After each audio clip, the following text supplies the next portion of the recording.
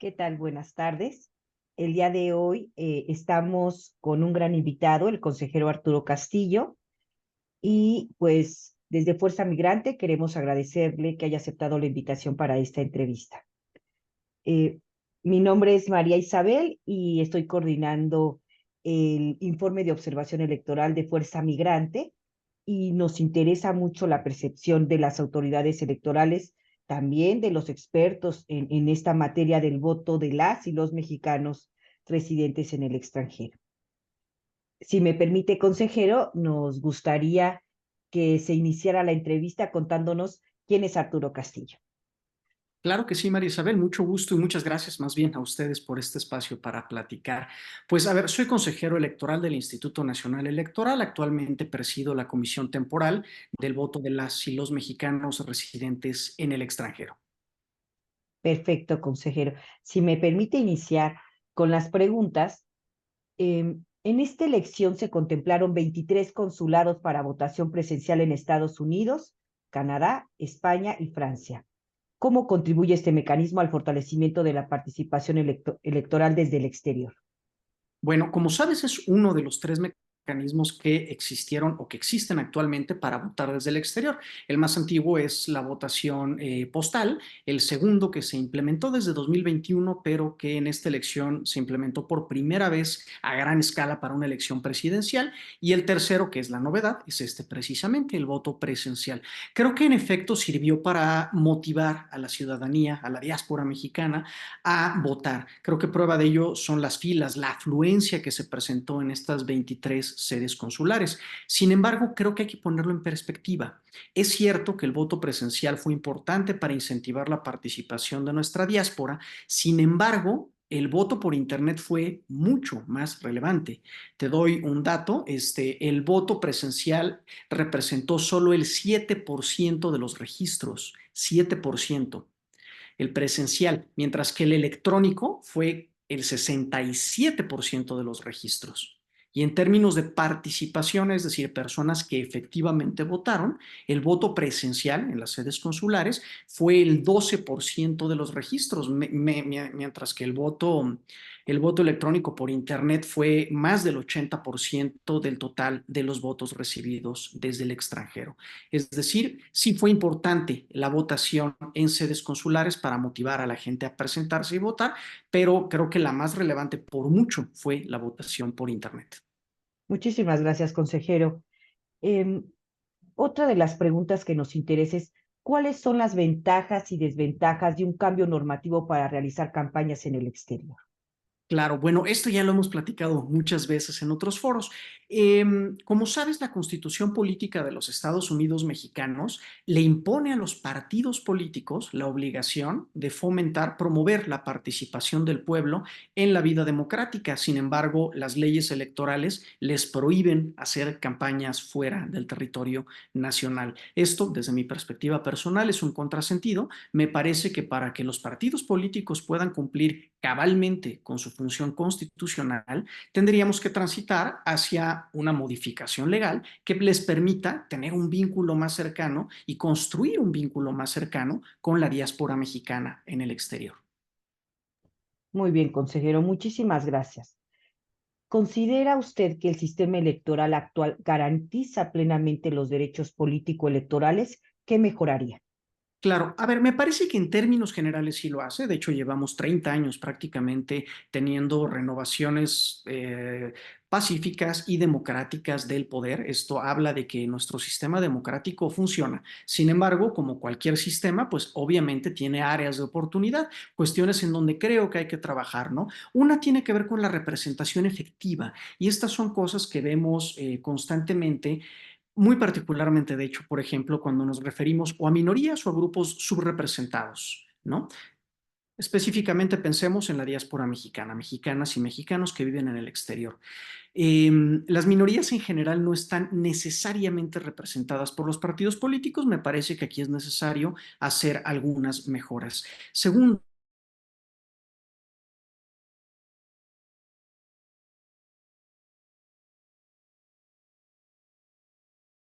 en una elección presidencial debe andar alrededor del 60%. Es todavía, aunque comparativamente con el resto del mundo es una buena participación, me parece que todavía podemos hacer más para que la gente participe más. Y por supuesto, hablando específicamente de mexicanas y mexicanos residentes en el exterior, me parece que todavía es importante hacer esfuerzos en términos de financiamiento, en términos de tecnología y algunas cuestiones legislativas para que puedan ejercer su derecho al voto con mayor facilidad.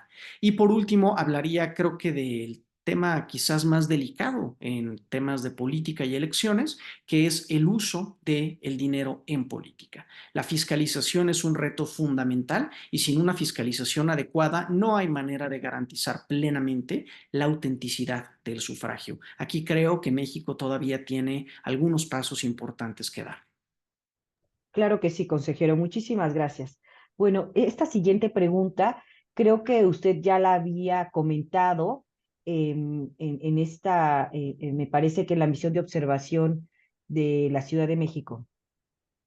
Habló usted sobre, más bien, la pregunta es, ¿existe la posibilidad de realizar el registro y activación de la credencial de forma permanente en los futuros procesos electorales? Porque digo, también es un tema que se ha abordado demasiado de que, pues, las fechas, ¿no? En este caso fue hasta el 20 de febrero, después hasta el 25 de febrero. Entonces, eh, en este sentido, ¿existe esa posibilidad, consejero? Pues a ver, es una cuestión de carácter legal, sobre todo la parte del registro, pero antes de contestar esto específicamente quisiera hacer una distinción.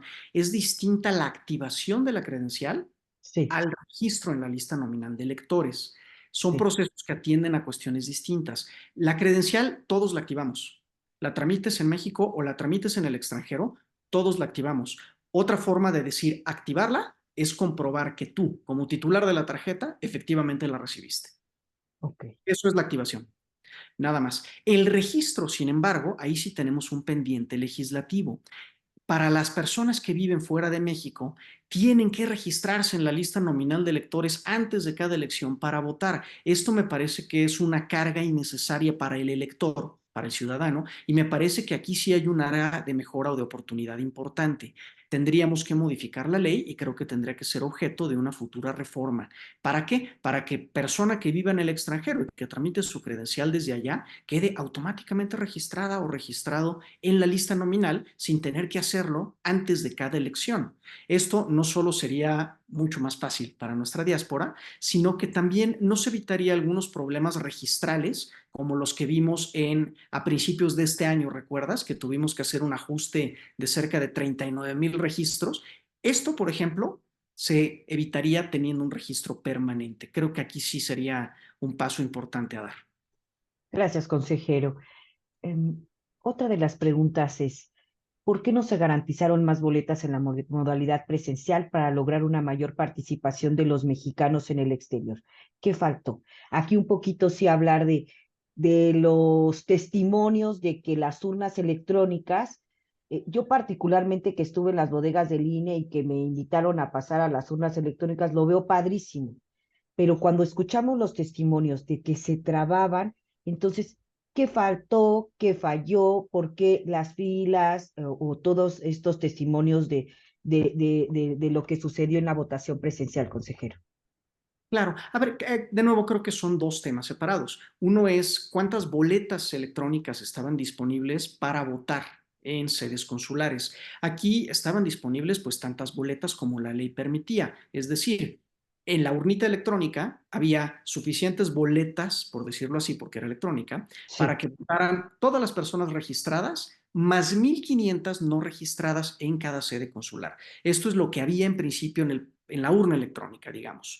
¿Cuál fue el problema y por qué, digamos, se saturó finalmente la votación en sedes consulares? Creo que hubo varios factores que se presentaron. Uno, la afluencia de votantes fue muy superior a cualquier expectativa. De hecho, no había ningún precedente que nos permitiera proyectar esa cantidad de personas acudiendo a sedes consulares. Segundo, también el perfil de los electores en sedes consulares pues no respondía a nuestras expectativas ni a nuestros precedentes, a la información que nosotros teníamos. Acudieron muchísimos adultos mayores y muchísimas personas que no sabían o que no estaban familiarizadas con el uso de dispositivos electrónicos. Esto hizo que los tiempos de votación que nosotros habíamos previsto prácticamente se triplicaran. Es decir, cada persona al llegar a la urna electrónica en promedio le tomó casi 3 veces más tiempo del que nosotros habíamos previsto para votar. Esto pues naturalmente ralentizó el proceso de votación. Y hubo esta tercera cuestión que tú mencionas adecuadamente. Efectivamente, algunos equipos fallaron. De hecho, fallaron equipos en 17 de las 23 sedes consulares, si no me han informado incorrectamente. No fueron la mayoría, pero sí algunos. Y vaya, la suma de todos estos factores, pues evidentemente hizo que el procesamiento de las filas fuera mucho más lento.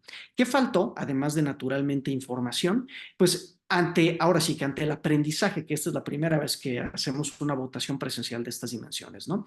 Ante el aprendizaje es, uno, necesitamos mucho más personal para organizar las filas. Segundo, necesitamos cambiar también nuestros presupuestos de planeación. Es decir, las personas que están votando en el exterior no están tomándose el tiempo que nosotros previmos, tenemos que considerar más tiempo y por lo tanto necesitamos considerar más sedes consulares para que la gente pueda votar.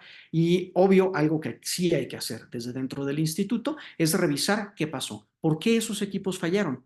Sí se probaron, aquí en México en principio todos funcionaron, pero algo pasó o en el camino o en la instalación o en algún momento de la organización, pues, ¿no? Que terminaron fallando su número de equipos en las sedes consulares. Esto es, creo que a grandes rasgos, los aprendizajes, pues, de la votación presencial.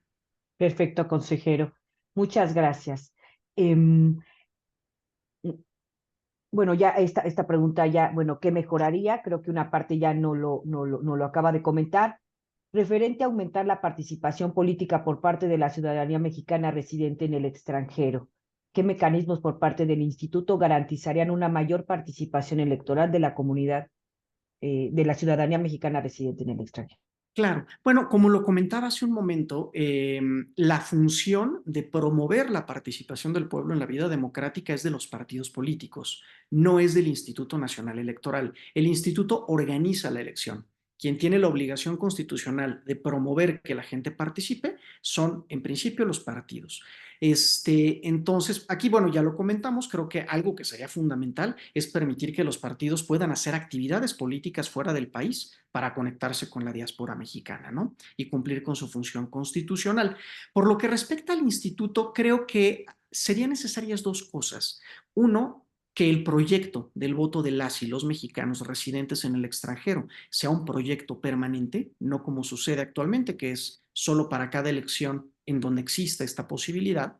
Y segundo, pues naturalmente contar con mayores recursos para mantener una vinculación permanente con nuestra comunidad en el extranjero. Me parece que estas dos serían elementos importantes para que el instituto, desde su trinchera, pueda fomentar mayor participación y facilitar también el ejercicio del voto desde el exterior. Perfecto, consejero. Otro de los temas, ¿cuál fue el problema de los 3,000, me parece, 3,350 casos con irregularidades con registros excluidos de la lista nominal de electores? ¿Se tomarán nuevas medidas por esta situación? Bueno, ya se tomaron varias, como ya lo han visto en medios de comunicación. A ver, fueron varias de las irregularidades que se encontraron en este grupo de poco más de 3,300 registros. Ya los hemos platicado en otras ocasiones. Se han presentado, o sea, se presentaban copias de credenciales de lector sin firma autógrafa o copias de credenciales de lector con foto de la firma de la propia credencial, entonces no constaba que la persona efectivamente se hubiera registrado o alteración de comprobantes de domicilio. Hasta el momento, la Dirección Ejecutiva del Registro Federal de Electores sigue haciendo el análisis e integrando los expedientes sobre estas potenciales irregularidades para que eventualmente la Dirección Jurídica del Instituto dé las vistas correspondientes o presente las denuncias que procedan. Excelente. Desde Fuerza Migrante, consejero, nosotros, pues, no nada más a nivel federal, sino a nivel local, hemos solicitado acciones afirmativas a diferentes entidades federativas. La respuesta ha sido, en la mayoría, pues, negativas. ¿Cuál es tu opinión sobre la implementación de acciones afirmativas a nivel local? ¿qué tareas considera que tienen pendientes los organismos públicos locales? Pues me parece, más allá de los organismos públicos locales, me parece que es una tarea legislativa. Hasta el momento, solo 22 entidades federativas del país consideran la posibilidad de votar por cargos locales desde el extranjero, es decir, tenemos 10 entidades federativas que todavía no lo prevén y prácticamente ninguna prevé la posibilidad de que la diáspora vote por cargos municipales, que es uno de los intereses, digamos, más destacados de la comunidad allá afuera. Quieren votar por presidencias municipales, por regidores. Entonces, aquí tenemos un importante pendiente legislativo, pero esto es por parte de los congresos locales. Lo que respecta a las acciones afirmativas, también tendría que ser una labor legislativa, no de los soples, no de los organismos electorales locales. Los organismos locales, electorales locales, como sabes, solamente organizan la elección y por lo tanto aplican las leyes que están vigentes. Me parece que esta también es un pendiente legislativo y además de ampliar la posibilidad de votación, no solo a gobernaturas, sino también a cargos municipales, creo que incluir las acciones afirmativas podría ser una buena medida, una buena solución, digamos, dadas las condiciones actuales de las elecciones desde el extranjero. ¿Y por qué digo esto? Porque creo que existen otras posibilidades. Creo que podríamos explorar la posibilidad, por ejemplo, de una circunscripción migrante o de un distrito migrante que haría por sí misma innecesaria la existencia de acciones afirmativas. Pero esto creo que es un tema que podemos platicar, digamos, más adelante. Claro que sí, consejero. Muchísimas gracias.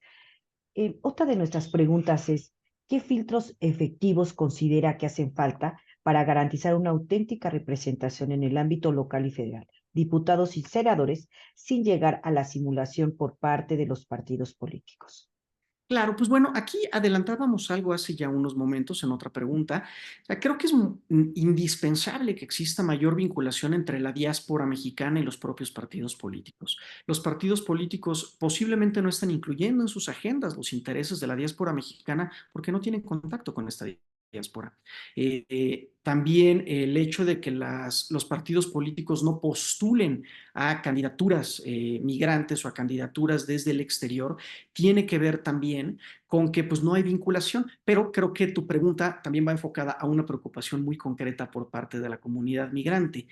¿Cuáles son los requisitos que se necesitan para acreditar que una persona es migrante y por lo tanto que debe formar parte o que debe ocupar un lugar dentro de las acciones afirmativas? En efecto, hasta la fecha, los requisitos que se han solicitado, aquí sí es particularmente el Instituto Nacional Electoral, han solicitado para acreditar la calidad de migrante, pues han sido requisitos muy laxos y esto es algo que aprendimos una vez que ya habían sido aprobados y empezamos a platicar con ustedes. Nos dimos cuenta que eran requisitos muy laxos que efectivamente no garantizaban que la persona postulada fuera efectivamente migrante. Me parece que aquí el pendiente es meramente reglamentario, es decir, sí depende de nosotros del instituto, el pendiente es estar más en contacto con ustedes, platicar más de cerca qué es lo que se requiere para que una persona se considere efectivamente migrante y que no sea solamente pues una persona que se va 6 meses a estudiar un diplomado o que se va 3 meses a vivir a no sé dónde. Realmente la calidad migrante y la vinculación con la comunidad, sus necesidades y sus realidades requiere, creo que, de mayor tiempo y de más conexión. Creo que esto es uno de los pendientes importantes y aprendizajes después de este proceso electoral. Muchas gracias, consejero. Otra de las preguntas es, ¿qué es la propuesta de la sexta circunscripción y cuál es su postura al respecto? Claro, bueno, ya lo adelantábamos hace un momento. La idea de la sexta circunscripción o del 33º distrito, por decirlo también de otra forma, es la idea de crear una circunscripción virtual para que se postulen candidaturas migrantes. Es decir, que ya no dependan de la existencia de acciones afirmativas, sino que exista un distrito o una circunscripción, así como existe un estado o un distrito electoral en México para que la comunidad migrante pueda postular a sus propias candidaturas a través, pueden ser independientes o de partidos políticos, y que efectivamente representen a esta comunidad, sus necesidades y sus realidades. Creo que valdría la pena en algún momento explorar con más detalle cómo se podría implementar esta idea de la sexta circunscripción. A grandes rasgos, me parece que es una idea que podría ser útil para resolver, uno, problemas de representación efectiva. ¿A qué me refiero? Que sean migrantes postulando a migrantes y que tengan espacios en el poder legislativo, y dos, para disminuir también la resistencia de los partidos políticos a la postulación de acciones afirmativas. La gran mayoría de las acciones afirmativas tienen que ver con incidir en las listas de representación proporcional.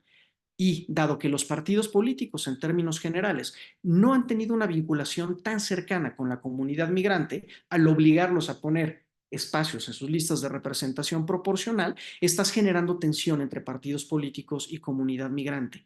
Entonces, al tener una 33 distrito o sexta circunscripción destinada exclusivamente a la diáspora mexicana, eliminarías esa presión en las listas de representación proporcional y te permitiría fortalecer la representación efectiva de esta comunidad.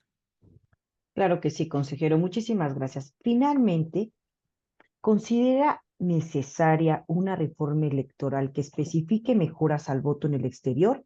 ¿Qué propondría? Sí, por supuesto, ya hemos comentado varias a lo largo de esta entrevista.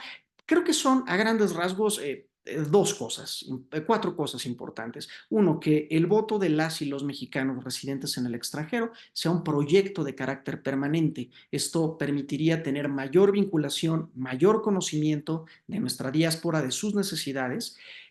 Segundo, tener un registro en la lista nominal de electores en el extranjero que sea permanente. Una vez que la persona, estando en el extranjero, se registra en esta lista, que ya no tenga que volver a hacerlo antes de cada elección.